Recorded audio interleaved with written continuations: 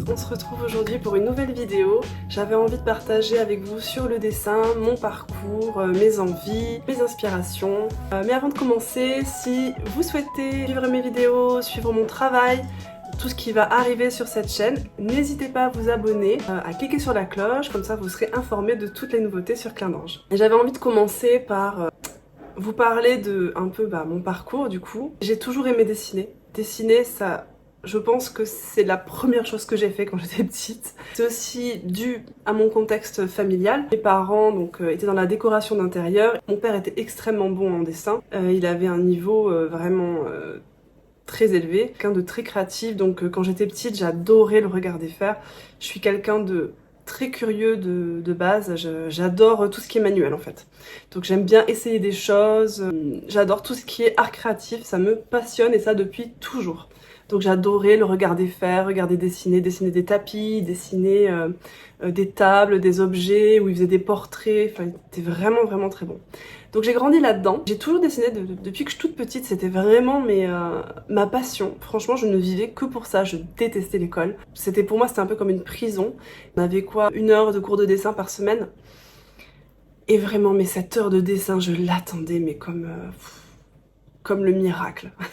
C'était ma bouffée d'air frais de la semaine, quoi. Je me disais, mais voilà, alors je peux vous dire que je donnais tout, hein. J'avais les meilleures notes de la classe, je voyais la prof de dessin, j'étais comme ça. J'y ai pensé souvent. Après, je me dis, bon, c'est que c'était comme ça.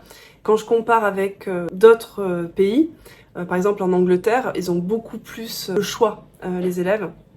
En France, sauf à partir du moment où vous allez vous spécialiser vers le lycée, vous êtes obligé de faire un cursus général. Moi, je savais très bien que je serais toujours une énorme quiche en maths, en physique, tout ça, ça ne m'intéressait pas du tout, hein. D'ailleurs, je me souviens de mes bulletins scolaires, il y avait écrit « Cécile a des capacités, mais ne s'en sert pas ». Et c'était totalement la réalité. Je faisais toujours le minimum syndical pour passer dans la classe au-dessus, et après... Voilà. Moi, je n'avais aucun plaisir à l'école. Par contre, le dessin, voilà, c'était magique pour moi. Le temps n'existait plus, j'adorais. Et quand j'étais petite, je recopiais les Disney. Même si c'est pas des vraies proportions, c'est quand même des proportions, hein, c'est les proportions de Disney. Donc je faisais beaucoup ça, j'adorais les dessins animés. Un de mes Disney préférés, c'était Mary Poppins. Vraiment, je l'adorais ce Disney. Et il y avait une scène dans Mary Poppins, je sais pas si vous vous souvenez. Je vais essayer de mettre les images, je sais pas si je vais pouvoir sur la vidéo. Trop contente les amis, j'ai trouvé l'extrait de la vidéo de Mary Poppins que je vous mets. Franchement, j'avais envie de vous mettre toute la scène, mais ça va être un peu long. Vraiment, c'est ma Madeleine de Proust, ce film. Pour ceux qui aiment... regardez-le, franchement, je le trouve toujours aussi beau et toujours aussi poétique. C'est un paysage typiquement anglais, peint avec cœur et un grand souci de vérité. Eh oui, d'ici on ne voit rien, mais il y a une très jolie petite fête de village installée là-bas derrière les collines. On y va comment? Je vois pas de route. C'est vrai qu'il n'y a pas de route. Eh ben, il n'y a qu'à faire un petit trait par ici. Et un autre petit trait par là. Et voilà. Une jolie petite route comme on les aime pour courir les aventures. On y va, Mary Poppins, je vous en prie. C'est un charmant paysage. Vous le trouvez joli, n'est-ce pas, Mary Poppins? Oh oui, ce sera le moment d'y aller. Personne ne nous regarde. Venez, Mary Poppins, venez. Je n'ai pas l'intention de me donner en spectacle, je vous remercie. Oh, bon, si vous voulez pas, moi je vais les emmener. Mais comment? Avec un peu de magie. Un peu de magie? Oui, c'est facile. Et regardez, vous pensez, vous clignez, vous papillotez, vous fermez les yeux, et hop!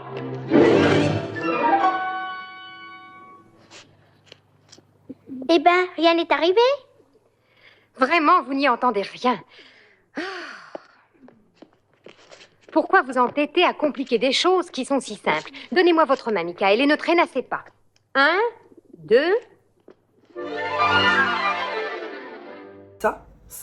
Ça me rendait complètement dingue. Vraiment, je regardais ça et je me disais, mais waouh, mais c'est ça que je veux faire. Je me souviens dans ma chambre, je faisais des dessins et j'avais essayé de rentrer dans le dessin et je m'étais dit, je trouve ça trop mignon avec le recul, je m'étais dit, ah, si t'arrives pas à rentrer dans le dessin, c'est parce que t'es pas assez bonne en dessin, il faut que tu progresses. Et une fois que t'auras progressé, tu pourras rentrer dans tes dessins. Je me disais ça dans ma tête. Et au final, quand je vois la tournure que prennent les choses maintenant, et ben finalement c'est ce qui va se passer puisque je vais vers l'animation. Pendant des années je me suis pas autorisée vraiment à aller à 100% dans le dessin, à y croire, à croire en moi et tout. Aussi parce que mon père, je pense, n'est pas allé au bout de son rêve. Et je pense que j'ai eu toute une période où je me disais ouais mais t'as ce talent, entre guillemets, on se comprend, j'ai des capacités on va dire, mais tu pourras jamais en vivre quoi. Et en fait maintenant j'y crois, je crois à ce que je fais, j'aime ce que je fais, ça me passionne, c'est vraiment, je sais que je suis là pour ça quoi. Et d'ailleurs j'ai bien déprogrammé tout ça, croire en ses rêves, croire en... Il y a personne d'autre qui sait mieux que vous ce qui est bon pour vous, ce qui vous anime, ce qui met le feu en vous, ce qui... Et vraiment voilà, moi le dessin c'est toute ma vie. Alors c'est drôle parce qu'à la fin du collège, on doit choisir une orientation. Avec ma copine Anaëlle, on voulait toutes les deux aller au lycée des Arènes, donc parce que je suis originaire de Toulouse. Et à Toulouse, il y a le lycée des Arènes. Et en fait, au lycée des Arènes, vous avez l'option, il y a art plastique, art appliqué, vous avez audiovisuel, son.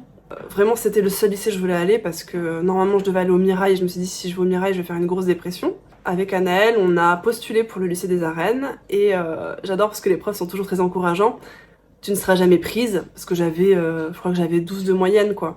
En fait, il faut pas écouter les gens. Parce que les gens, ils vont vous dire des trucs, mais ils projettent sur vous à fond. Et moi je me suis dit si je vais aller au lycée des Arènes en fait, c'est ça qui va se passer, voilà.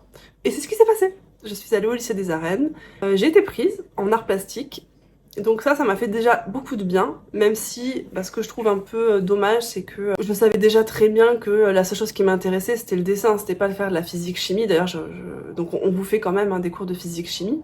Je pense que j'avais 0,10 de moyenne pour vous dire à quel point je me donnais à fond dans ce domaine. Par contre j'adorais voilà, les cours d'art plastique, c'était...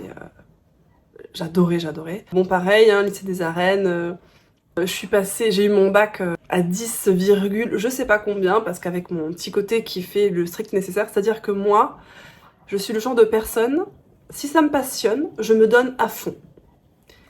Par contre, si ça me saoule, je ne fais aucun effort. C'est une catastrophe. Mais d'ailleurs, tant mieux, parce qu'en fait, on ne devrait pas nous demander de faire un truc qu'on n'aime pas. On ne devrait pas nous forcer à faire des choses qu'on n'aime pas. Et j'ai toujours su que les maths, la physique, tout ça, c'est pas pour moi, en fait. Point. Donc voilà, je suis allée à fond dans ce qui me passionne, quoi. Et donc après, voilà, le lycée des Arènes, vous devez choisir les études supérieures. Mais le problème, c'est que comme j'avais pas une moyenne de dingue, eh bien j'avais pas accès aux écoles comme, je sais pas moi, l'école Boulle, les écoles comme ça, faut être pris avec 16 de moyenne. Et ça encore une fois c'est un truc que je trouve dommage dans le système français. Vous n'êtes pas pris forcément au talent, vous êtes pris aux notes. Donc si vous êtes une grosse quiche en dessin, j'en sais rien, et que vous avez 16 de moyenne, vous avez accès à toutes ces écoles. Bon, c'est sur dossier, je savais très bien que c'était mort pour moi. Mais j'ai la chance d'avoir quand même des parents qui me soutiennent. Et on dit c'est pas grave, il y avait un salon à Toulouse, alors je sais plus le nom, présenter en fait toutes les écoles en France, les écoles privées, etc. Donc on y est allé et j'ai eu un coup de cœur pour une école qui s'appelle l'ISA à Paris. Proposait notamment une prépa générale. Donc c'était une prépa générale qui permettait de toucher un peu à tout. Parce qu'en fait je ne savais pas vraiment vers quoi j'avais envie d'aller. Je savais que je voulais aller vers le dessin, mais quoi? Voilà. Je me voyais pas prof d'art plastique, alors ça aussi parlons-en. Parce qu'à l'école, les conseillers d'orientation, c'est quelque chose. Je me dis, si vous n'avez pas des parents derrière vous qui vous soutiennent et qui cherchent avec vous, mais c'est mort pour vous. Je me souviens, déjà au lycée, déjà les artistes ont passé pour, je sais pas moi, les drogués du week-end qui choisissent art plastique parce que ils ont un poil dans la main et qu'ils ont envie de rien faire de leur vie, ce qui est totalement faux. Moi j'invite les gens à essayer de faire du dessin et d'apprendre. On n'est pas en train de fumer des joints comme ça. Voilà, c'est vraiment un vrai métier en fait. Hein, voilà. Je me souviens du conseiller d'orientation qui m'avait dit, bon bah, pour faire du dessin, vous pouvez faire artiste ou prof de dessin. Voilà, sachant que dans le dessin, vous avez mais 1 milliard de possibilités de travail. Hein, c'est tellement... vous avez les dessinateurs industriels, vous avez les designers, vous avez... vous pouvez faire donc l'illustration, le graphisme... il y a tellement de choses, je sais pas moi, l'animation, enfin... tellement de choix. Bref, ça c'est la petite parenthèse. Je suis inscrite à l'ISA, donc je monte à Paris. Première année, c'était vraiment top. parce que j'ai vraiment pu toucher à tout, donc à la mode, graphisme. On a fait une petite initiation à l'animation. D'ailleurs, entre guillemets, à l'époque, ça m'avait vachement angoissée sur l'ordinateur. Vraiment, je n'y comprenais rien. Et je me suis dit, oula, l'animation, c'est pas pour moi. Lol. Au fur et à mesure de l'année, je me suis dit, ah ben non, mais en fait, je crois que le truc qui m'éclate le plus, c'est l'illustration. Déjà, de base, j'ai toujours plus aimé l'art figuratif que l'art contemporain. J'aime pas l'art contemporain, c'est pas du tout mon truc. Moi, les happenings en slip dans une salle blanche, avec c'est pas du tout mon délire. C'est pour l'art contemporain. Il y a des trucs très bien, hein, mais c'est pas mon monde. Voilà, moi j'aime l'art figuratif, voilà, c'est comme ça. Chacun ses goûts, hein. Il en faut pour tout le monde. Je me suis spécialisée, donc à la fin de la première année de prépa, c'était quelque chose parce qu'il fallait présenter son dossier devant un jury et tout. Je vous dis pas le stress et l'angoisse, je crois que j'allais faire un arrêt cardiaque et j'ai été super bien notée. Et cette année, elle m'a énormément apporté. Petite anecdote, en fait en début d'année, ils nous faisaient faire un dessin pour... c'était pas un dessin qui était noté, c'était juste pour nous montrer en fin d'année la différence entre le moment où on rentrait dans l'école et le moment où, fin de l'année, où l'année s'était passée quoi. Donc la fin de l'année arrive et ils nous rendent le premier dessin qu'on a fait. Une croutasse. Quand j'ai eu mon dessin entre les mains, je m'en souviendrai toujours, hein. Je me suis dit mais c'est pas possible, c'est pas moi qui ai fait ça. C'était d'un lait. Et je me suis dit ah ouais, t'as vraiment progressé de fou. C'était une croûte. J'ai pris le dessin, j'en ai fait des confettis. Une horreur. Toute cette année, en fait, on fait beaucoup de cours de nu, de cours de perspective. Je pense qu'en dessin, c'est essentiel d'apprendre à faire du nu, ou enfin dessiner des gens, que ce soit nu ou pas, faire de la perspective parce que ça vous permet d'éduquer votre œil. En fait, on se rend pas compte, mais on voit mal. Je sais pas comment dire. Dessiner une chaise, il faut pas penser chaise, en fait, voilà. Donc c'est une autre éducation, vraiment, ça demande. Moi, je me souviens que même au début, j'avais un peu mal aux yeux et tout. Puis en plus, les cours de nu, elles nous faisaient des sessions de cours de pause, ça durait pas plus d'une minute, donc vous êtes obligé d'aller vite, vous pouvez pas faire là, comme ça. Et en fait, c'est une très très bonne école. Voilà, j'ai fait des gros progrès quand même pendant l'année. Et l'année d'après, j'ai fait... donc je me suis spécialisée en fin d'année, j'ai choisi le graphisme. Sauf que, bon, donc voilà, l'année se passe, ça se passe très bien, sauf que mes parents n'ont plus les moyens de me payer l'école, donc j'ai arrêté là. Je suis restée 2 ans de plus à Paris, donc j'ai travaillé au Centre Pompidou et au Musée Rodin. Donc ça c'était quand même des jobs assez cool. Paris ça me déprimait, je galérais financièrement, j'avais plus d'argent, enfin le salaire passé, voilà, la vie à Paris est extrêmement chère, vraiment c'était la hesse comme on dit. Du coup j'étais déprimée, je suis rentrée dans le sud. Là s'en est suivi par contre pendant des années plus de dessin. J'ai fait des saisons cité de Carcassonne, où je suis encore, parce que ma mère a une boutique, donc je travaille une partie du temps pour elle. Et donc pendant des années, c'est vrai que je me suis coupée de ça, par je pense manque de confiance. J'ai fait tout un chemin, voilà. Je pense que je croyais pas vraiment en moi et que c'est pas possible de vivre de ça. Donc ça c'est des croyances que j'ai enlevées après. Ça pourrait être l'occasion d'une vidéo d'ailleurs. Mais c'est vrai quand on est artiste, il y a tout un monde entre le fait de se montrer, croire en soi, croire qu'on peut gagner de l'argent aussi avec ce qu'on fait, qu'on le mérite. Se montrer, c'est pas facile aussi. Bref, au bout de plusieurs années, là j'ai appris l'énergétique, les massages, mon canal s'est ouvert. Donc il y a eu toute cette phase qui je pense était nécessaire aussi. Et en 2018, donc là quand j'ai eu ma grosse traversée, c'est pas là aussi que j'ai fait ma première exposition, très difficile. Enfin, déjà parce que le contexte était très difficile. J'ai pas forcément envie d'en parler maintenant, mais voilà, c'était très déprimant. Et je l'ai quand même fait. Avec le recul, je pense que je l'aurais pas fait. Je me suis poussée un peu fort, je pense. Parce que j'étais très mal à ce moment-là, pour des raisons personnelles dans ma vie, et que j'ai quand même maintenu cette exposition. Et en même temps, en fait, je suis un peu entre deux. Je me dis en même temps, il fallait que ça se passe pour que j'aille au bout, parce que j'avais une tendance avant à ne pas finir les choses, à commencer des choses, à ne pas les terminer. Et donc là, je suis allée au bout de la démarche. Mais voilà, j'ai pas exposé dans un endroit qui était adapté à Clin-d'Ange. Alors ça s'appelait même pas encore Clin-d'Ange, pour vous dire. Mais bon, c'était une expérience. Je pense que ça m'a quand même aidé à passer un cap, même si c'était difficile. Et ensuite, j'ai changé de vie. Donc il y a eu, voilà, un enchaînement de choses qui se sont passées qui ont fait que j'ai fait un gros travail sur moi, gros bouleversement. J'ai fermé avec mon passé, avec des gens du passé, avec plein de choses. C'était pas facile. C'était une période, voilà, tumultueuse, je dirais, et en même temps magnifique. C'est le chemin. En tout cas, c'est mon chemin. Et après cette période, j'ai commencé à reprendre le goût du dessin, un peu par hasard, c'est-à-dire que je me souviens, je faisais des ateliers à l'Espace Allegria à Toulouse et j'avais voulu faire une pub pour montrer mes ateliers. Et du coup, j'avais dessiné plein de femmes en cercle et tout ça. Et puis, je sais pas, le fait de faire ça, je pense que ça m'a remis dedans. J'ai eu des super retours sur mes dessins. Et je me suis dit, ah oui, bah, ça serait intéressant de revoir le dessin différemment.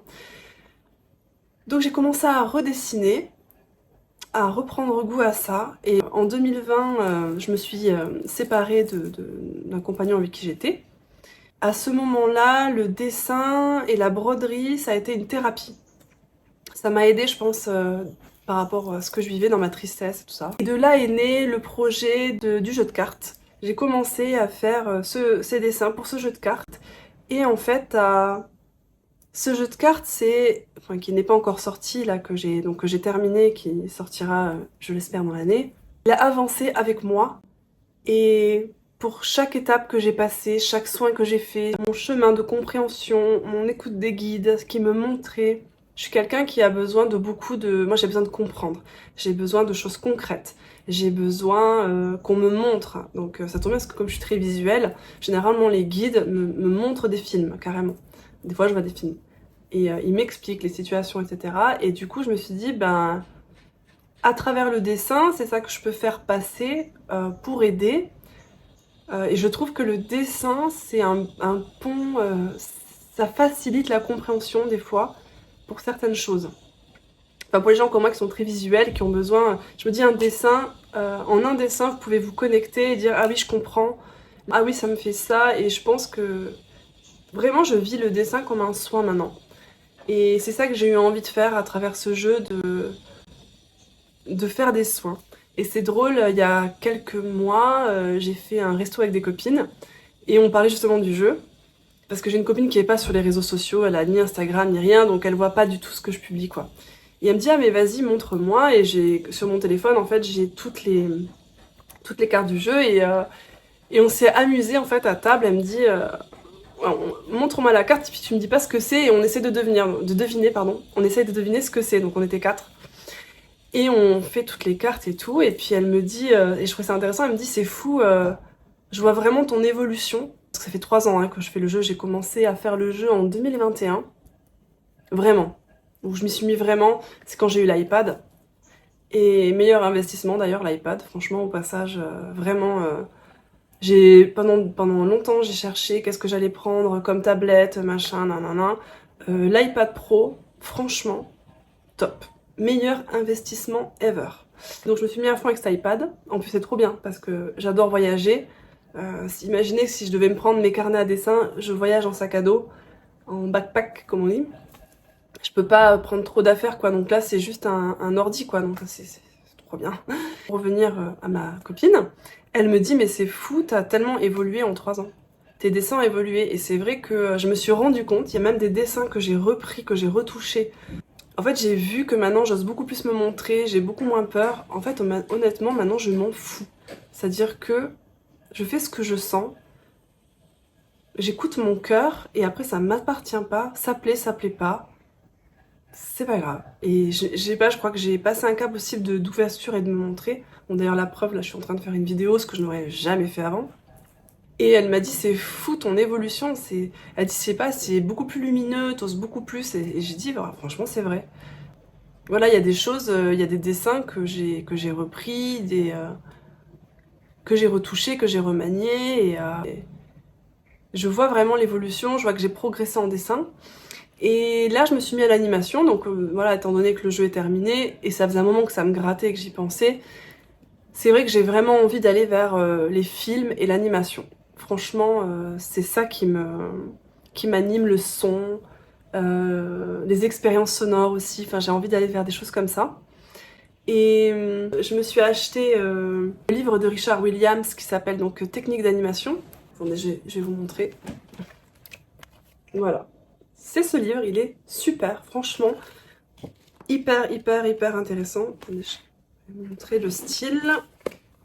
Ça vous explique vraiment tous les procédés dans l'animation. C'est extrêmement bien fait. Surtout que moi je suis quelqu'un, pareil, donc j'ai beaucoup besoin de choses visuelles et concrètes et des trucs simples, sinon je décroche. Donc voilà, là ça vous explique par exemple les images clés, les images entre, trouver le rythme et tout, enfin super bien fait et ça répond à plein de mes questions parce que le fait d'ouvrir ce chapitre de l'animation, forcément ça me fait poser des questions aussi, mais bon je trouve ça très bien. En fait je pense qu'il faut toujours se remettre en question, c'est important, il faut pas s'asseoir un peu sur un petit truc un peu trop moelleux. Je vois tous mes problèmes techniques, je vois, bon déjà je me dis heureusement que j'ai progressé en dessin, mais il y a du taf. Vraiment je vois mes lacunes en dessin très clairement, et d'ailleurs il le dit dans le livre, d'ailleurs il dit qu'il reproche ça à certains artistes qui ne font pas assez de dessins analytiques, et je suis d'accord avec lui, clairement le dessin de nu, ou dessiner des gens dans la rue, ou dessiner des perspectives, des plans, c'est ultra important parce que ça vous éduque l'œil en fait, et ça vous permet de comprendre comment le corps marche, vous voyez les jonctions, les nerfs, même si votre personnage n'est pas, comment dire, représentatif d'un corps humain, c'est important, il a forcément une ossature, quoi. Il a un poids, ce personnage.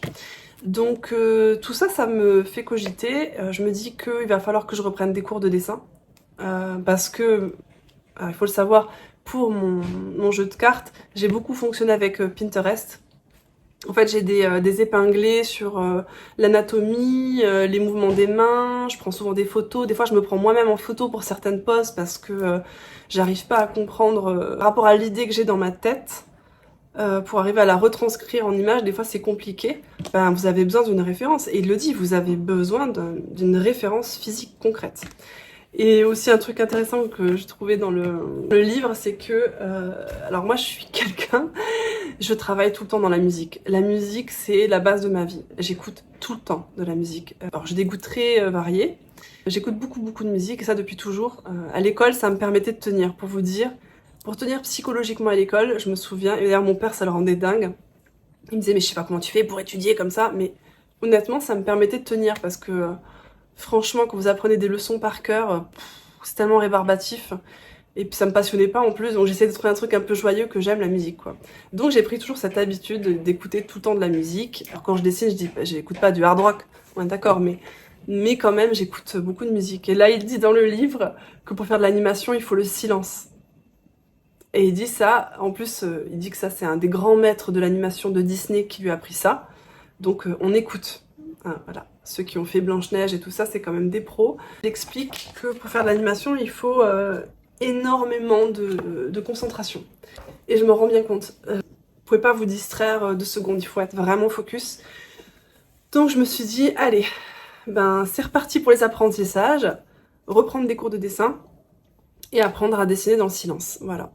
J'ai fait quelques petites animations que vous voyez que j'ai mis sur YouTube, Instagram, TikTok. Bon, où c'est juste les yeux et tout, mais rien que ça, franchement, en plus sans aucune connaissance, je veux dire, j'avais 0 livre, rien du tout, quoi. Donc j'ai téléchargé Procreate Dream. En fait, souvent je prépare mes dessins sur Procreate, et après j'importe sur Procreate Dream, et après je fais ma scène, j'ai la timeline, etc. Donc ça, je peux vous montrer un peu en vidéo. Voilà, donc ça c'est l'écoute du cœur, ça c'est le montage final qui est en cours. Donc au début, voilà, je voulais juste m'arrêter sur cette phase-là. Et puis les guides m'ont dit non, va jusqu'au bout de l'idée. Donc j'ai poussé l'idée. C'est encore en devenir. Il y a des choses qui ont déjà bougé là depuis la création. Donc affaire à suivre. De travailler sur ce dessin, mais ça me fait bosser. En fait, j'étais partie... et les guides me font bosser parce qu'ils m'ont demandé d'aller jusqu'au bout de cette animation. Parce que moi, j'étais partie pour...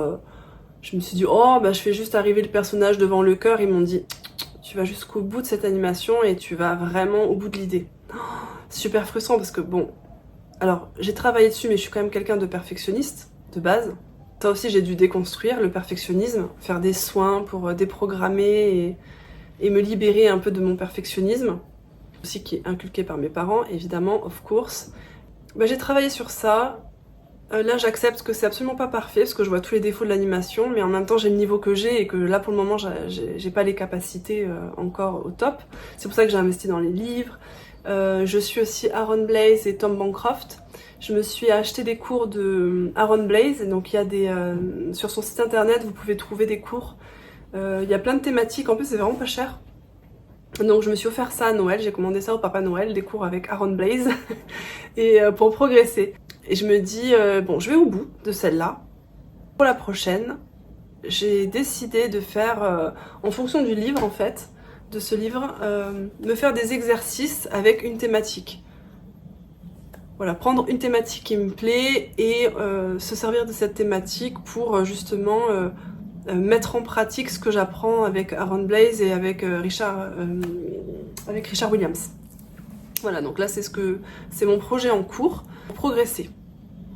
Voilà, donc à côté de ça, je fais les dessins canalisés pour les gens, ça me fait plaisir, j'adore faire ça, c'est l'éclate. Ça j'en ai parlé dans ma vidéo de bienvenue. Si jamais vous tombez sur cette vidéo là maintenant et que vous voulez savoir un peu sur les dessins canalisés, j'en parle dans la vidéo de bienvenue. Les dessins canalisés c'est un peu mon espace récréatif parce que c'est mon petit moment de détente. Vraiment le dessin pour moi c'est un moment de détente, c'est un moment de joie, un moment de chill. Je vois même pas ça comme un travail en fait. C'est ma joie, c'est l'origine de ma joie. Et voilà, donc du coup je prends plaisir à ça. Je me dis cette année, en fait je me suis fait un mood board pour cette année et vraiment cette année c'est bon, faire publier mon jeu de cartes et progresser en animation. C'est le challenge de l'année. J'ai une idée en tête, il y a un projet qui arrive. Je regardais Kung Fu Panda. Kung Fu Panda, c'est un de mes dessins animés préférés. Et alors, il y a un Kung Fu Panda, je sais plus si c'est le 2 ou le 3. Je vais pas vous dire de bêtises. Où ça parle du chi. Et ce dessin animé, mais je le trouve ultra lumineux. Je ne sais pas si c'est conscient, s'ils ont fait ça consciemment, mais je trouve qu'il y a une lumière dans ce dessin animé qui est incroyable. Et c'est très haut en fréquence. Enfin, je trouve que le dessin animé, même s'il y a encore un peu la dualité, l'essence du dessin animé est vraiment haute en fréquence et tout. Puis je finis le dessin animé, je dis oh là là, j'aimerais tellement que vous m'envoyiez une histoire comme ça, enfin faire un dessin animé quoi. Je vous jure, le soir même, j'ai rêvé du dessin animé que j'allais faire. Ils me l'ont envoyé en fait pendant la nuit, j'en ai rêvé. Donc je vous le dis pas. Je garde ça secret. Du coup, j'ai commencé à travailler sur ce projet. J'ai en tête d'en faire une BD. Alors, je sais pas encore comment ça va se matérialiser graphiquement, mais j'ai vraiment envie de matérialiser ça et que même de cette BD, en faire un film. Donc, en fait, si vous voulez, je pense déjà au film. Donc, je me dis, la façon dont je vais créer les personnages, et l'avantage de la BD, c'est que ça peut faire comme un storyboard. J'arrive dans un nouvel espace de Clin d'Ange, qui va être l'évolution de Clin d'Ange. De toute manière, l'évolution de Clin d'Ange, ça va aller vers l'animation et les films, ça c'est sûr. Le cinéma m'intéresse vraiment. Donc j'adore parce que c'est ça que j'aime avec le dessin, c'est que c'est toujours une aventure, il y a toujours des choses à découvrir, on s'ennuie jamais quoi. Voilà, là c'est là où j'en suis dans l'instant. Si vous avez des questions sur mon parcours, le dessin, ou des choses que, si vous êtes débutant dans tout ça, s'il y a des choses sur lesquelles je peux vous apporter des éclairages, n'hésitez pas. Je continuerai de vous partager mon aventure avec joie dans ce monde qu'est le dessin, dans l'univers de Clin d'Ange. Donc ça sera toujours aligné bien sûr avec mes valeurs. C'est une nouvelle aventure qui commence. Sur ce, je vous laisse. Si vous êtes arrivé jusqu'à la fin de cette vidéo, je vous félicite. Bravo! Je vous souhaite une belle fin de journée ou une belle fin de soirée ou je ne sais quoi. Je ne sais pas où vous êtes dans le monde. Je vous fais des bisous et je vous dis à très vite. N'oubliez pas de vous abonner, d'activer la cloche pour ne rien manquer de mes prochaines vidéos. Vous pouvez aussi laisser un commentaire, j'adore échanger avec vous. Je vous dis à très vite pour de nouvelles aventures spirituelles et créatives. Ciao!